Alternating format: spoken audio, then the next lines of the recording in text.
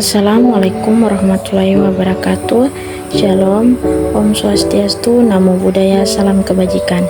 Perkenalkan, nama saya Rada Lapis dengan NIM 2214201160, kelas A5, Fakultas Keperawatan semester 3, Universitas Pembangunan Indonesia Manado.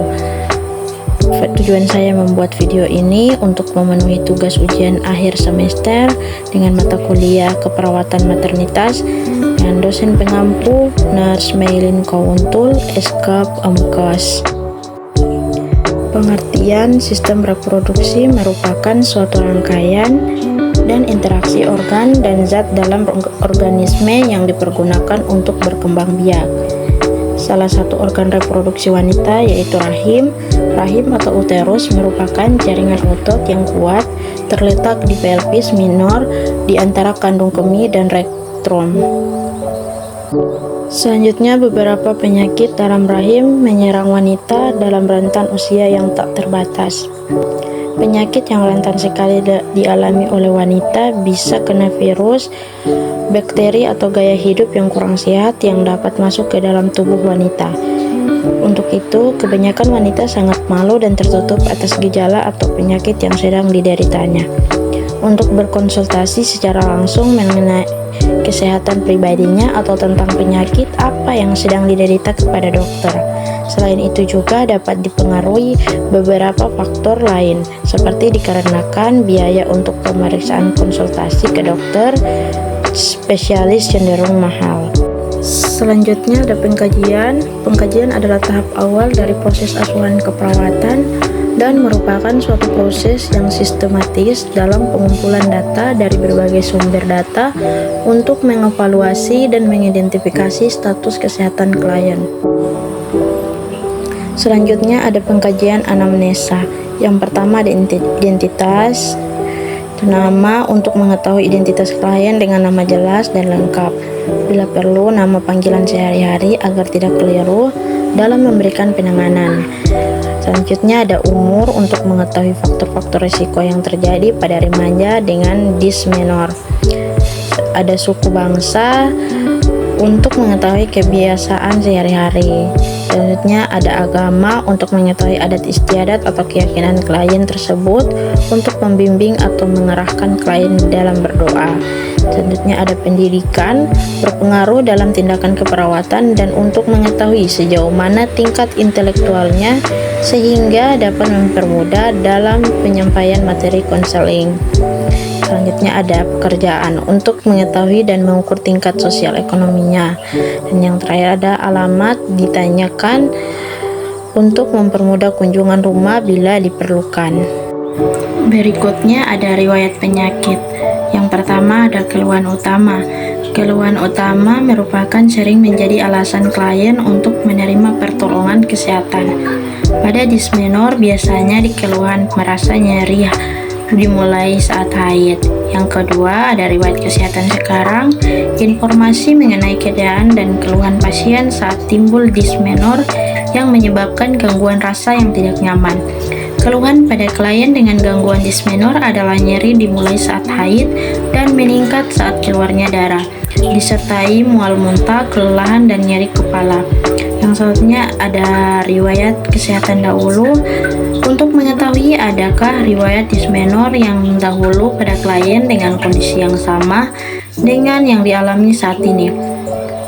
Yang selanjutnya ada riwayat kesehatan keluarga untuk mengetahui adakah riwayat anggota keluarga yang mengalami nyeri haid atau dysmenor seperti yang dialami klien, karena salah satu nyeri haid dysmenor adalah genetik. Selanjutnya ada pemeriksaan fisik. Pemeriksaan fisik yang pertama ada keadaan umum pada klien dengan dysmenor, keadaan umum kompos mentis. Pemeriksaan vital sign yang meliputi yang pertama ada tekanan darah normal yaitu antara 110/90 mmHg hingga 120/90 mmHg. Yang kedua ada nadi, batas normal denyut nadi yaitu 60-100 kali per menit. Yang ketiga ada pernapasan, batas normal frekuensi pernapasan yaitu 16-20 kali per menit. Yang keempat, ada suhu tubuh 37,6 derajat Celcius. Batas normal suhu tubuh adalah 35,6 derajat Celcius. Pemeriksaan head to toe. Yang pertama adalah ada kepala, wajah, 3 mata, telinga, hidung, 4 leher, 5 dada dan punggung. Yang keenam ada payudara, tomomae. Yang ketujuh ada abdomen, dan yang kedelapan ada ekstremitas atas dan bawah. Dan yang terakhir ada genitalia. Selanjutnya aktivitas sehari-hari. Biasanya klien masih mampu melakukan aktivitas seperti hari-hari biasanya, dan jika nyeri hebat maka aktivitas akan terganggu.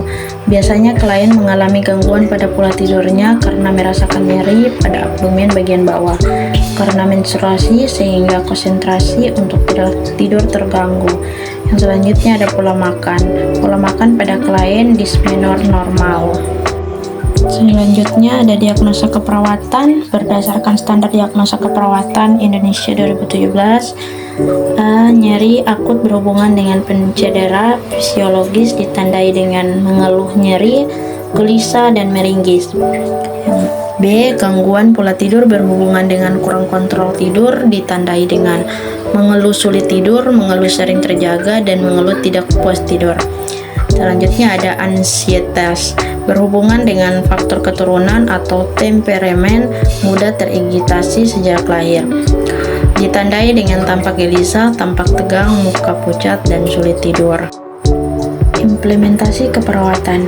Implementasi keperawatan adalah kategori dari perilaku keperawatan di mana perawat melakukan tindakan yang diperlukan untuk mencapai tujuan dan hasil yang diperkirakan dari asuhan keperawatan.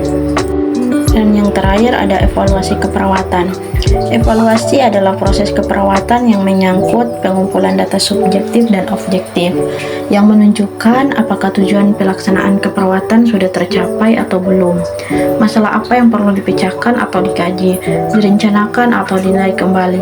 Dievaluasi bertujuan memberikan umpan balik terhadap rencana keperawatan yang disusun.